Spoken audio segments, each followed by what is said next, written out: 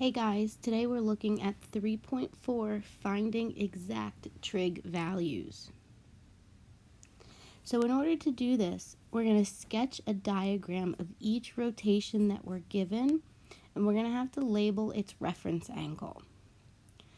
Once we do that, we're going to create a right triangle using the x-axis, and we're going to label those sides according to our special right triangles. So right now I want you to pause your video, and in your notes I want you to write out the 30, 60, 90 triangle and the 45, 45, 90 with its side measurements. Okay, then utilizing our trig functions and their ratios, we're going to determine the value. Now, in order to do this, we need to review reference angles. So the reference angle is the acute angle, so acute means less than 90, that's formed between the terminal side and the x-axis. So it's very important that we pick the correct angle here. So between the terminal side and the x-axis.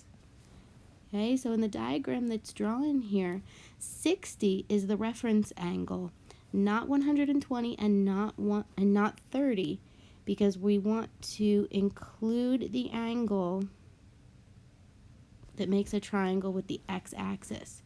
So the reference angle here is 60. Let's practice this. So if I have a rotation of 495 degrees, I want to first figure out what quadrant that terminal side will be in. So I'm going to draw out my rotation. So 495 is one full rotation plus 135 more degrees, which is going to bring me over here to quadrant 2. Now you remember when we were talking about drawing angle rotations in 3.1, we always said, well, we have to label the diagram now since we're not using a protractor. So we're going to label this in a specific way using the reference angle now. So this part here has to be my reference angle in between the terminal side and the x-axis. Well, how do I figure out what that angle is? So if I know that I was going 135 additional degrees and the end of quadrant 2 is 180 degrees, I could find the difference between those, which would give me my reference angle. So 180 minus 135 gives me a reference angle of 45 degrees.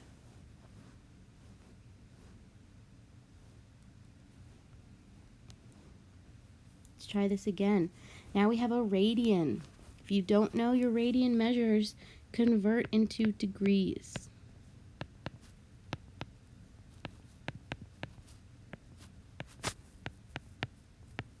The nice thing about finding exact trig values is that you do not have to convert back into a radian at the end.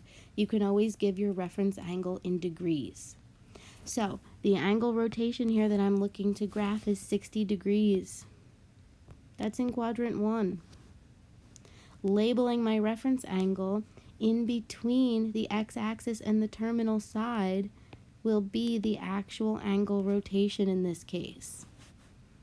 So quadrant 1 and 60 degrees.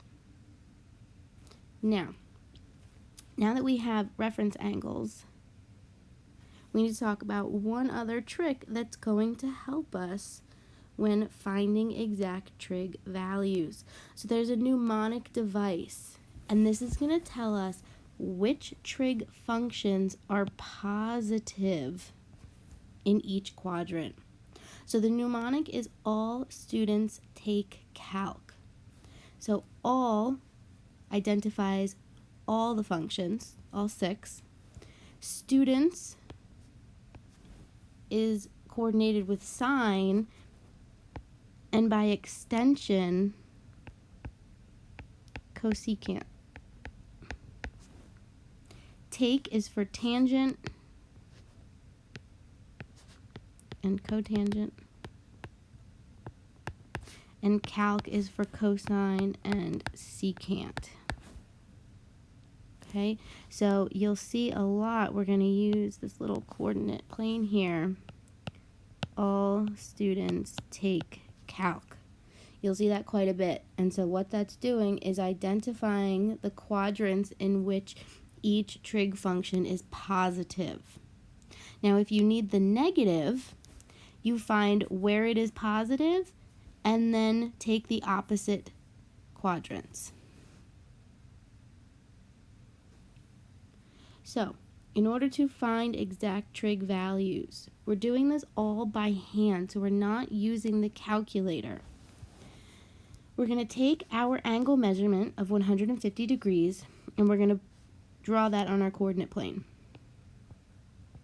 Okay, so 150 degrees is in quadrant 2. We're then going to label our reference angle. So if my rotation was 150, my reference now has to be 30. I'm going to make a right triangle that includes my reference angle and uses the x-axis. So it's going to look like this. Well, if that's 30 degrees, this is a special right triangle. And I'm going to label my sides appropriately.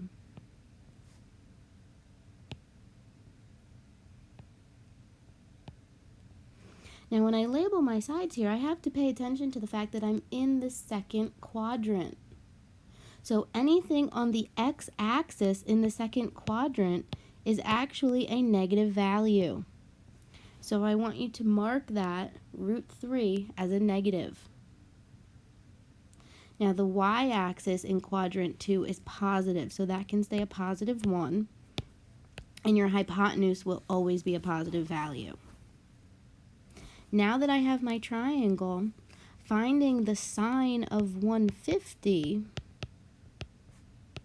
is the same thing as finding the sine of 30 when it's in quadrant 2. And I have the triangle now to find the sine of 30. So remember, sine is opposite over hypotenuse. Opposite my 30 degrees is 1.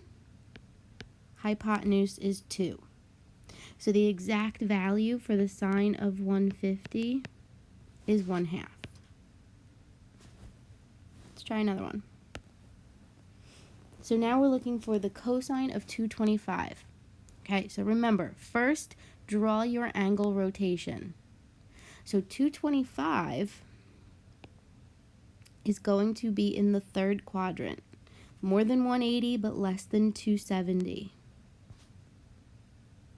Okay, in order to figure out my reference angle, you could do a couple things. You could do 270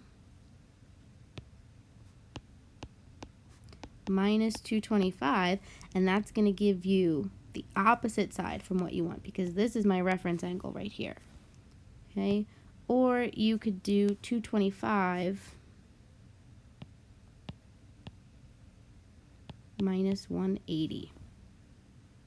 Okay, if you do the 270 minus 225, you would then have to subtract your answer from 90 to get the opposite side of your terminal line here. Okay, but if you do 225 minus 180, that is your reference angle. So my reference angle here is 45. Okay, so now I'm going to make a right triangle that includes my reference angle and the x-axis. It's a 45, 45, 90. So I'm going to label my sides. 1, 1, root 2. Now let's pay attention to which quadrant we're in, quadrant 3. So both the x and the y-axis are negative in this quadrant. So that means the x-axis and the y-axis values, I need to put negatives on those. Okay. Also, because I'm finding cosine, all students take calc. So cosine is positive in the first and the fourth. So if we're in the third quadrant, it's going to be negative. All right, so finding cosine of 225 is the same thing as doing the cosine of 45 when it's in quadrant 3. So cosine is adjacent over hypotenuse. So adjacent to my reference angle is -1, and the hypotenuse is √2. You just want to make sure that you rationalize this. So we're going to multiply by √2. Okay. So my final answer here, -√2 over 2.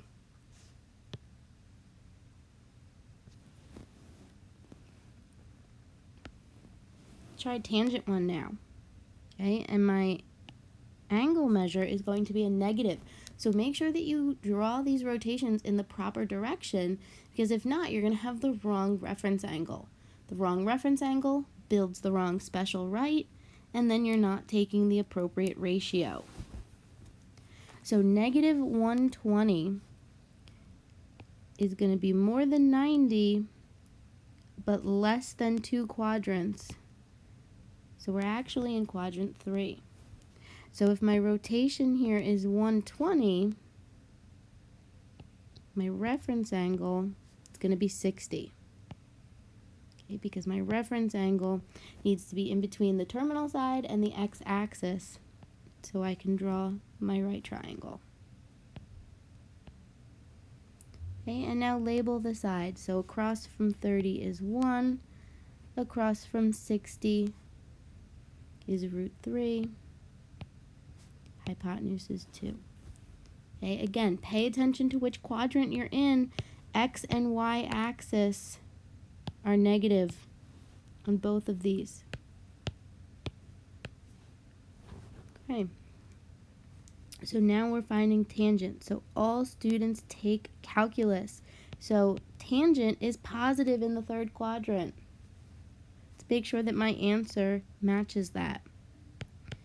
So tangent of -120 is the same thing as doing tangent of 60 in quadrant 3. So tangent is opposite over adjacent. So opposite my reference angle is -√3. Adjacent is -1. So my final answer is positive √3. Keep going with this. We'll try a cosecant now. So the first thing that we want to think about, cosecant is the reciprocal of which function? So cosecant goes with sine. Okay, sine is opposite over hypotenuse, so that means that cosecant is going to be hypotenuse over opposite. All right, so let's graph our rotation. So 315 degrees is going to be just shy of 1 full rotation. Okay, so we're in quadrant 4. And to get my reference angle, which is this guy right here, I can do 360 minus 315. So my reference angle is 45. Okay, now build your special right triangle. Okay, so I am going to be looking for these diagrams in your work. And now label your sides. Okay, in quadrant 4, the y-axis is negative. So make sure that you appropriately place your signs. Okay, and now it looks like we have everything that we need. So cosecant 315 is the same thing as cosecant of 45 when it's in quadrant 4. Okay, and we determined before we started that cosecant is hypotenuse over opposite. So the hypotenuse here is root 2. Opposite my reference angle is -1. So my final answer is negative root 2. Right, almost done here. Secant, we want to make sure that we see all 6 trig values. Okay, so secant is the reciprocal of cosine. Cosine is adjacent over hypotenuse. So that means that secant is hypotenuse over adjacent. Okay, negative 390. Make sure that you are drawing clockwise. Yep. And we are going to be 30 more than 1 full rotation. So my reference angle is 30 here. Okay, and we always measure reference angles positively, regardless of what direction they're coming from. Okay, so if that's 30, this is 60. So across from 30 is 1. Across from 60 is root 3, and my hypotenuse 2. Okay, check your signs. So we have the negative y-axis. So secant of negative 390 is the same thing as secant of 30 in the 4th quadrant. Okay, secant is hypotenuse over adjacent. So 2 over root 3, and I'm going to rationalize. Okay, so my final answer, 2 root 3 over 3. All right, one more. Cotangent. Okay, so cotangent is the reciprocal of tangent.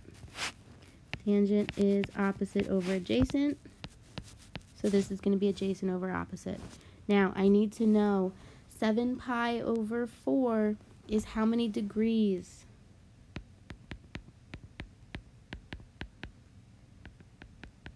Okay, so I'm going to convert. This is 315 degrees. Okay, so 315 puts me in quadrant 4 with a reference of 45. Okay, so for the reference, I'm doing 360 minus 315. All right, so draw your special right triangle with the x-axis. Label the sides. 1, -1, root 2. Okay, so now cotangent of either 315 or 7 pi over 4. We'll just say 315. It's the same thing as cotangent of 45 in the 4th quadrant. So adjacent over opposite. So adjacent to my reference angle is 1. Opposite is -1. Okay, so my final answer here is -1.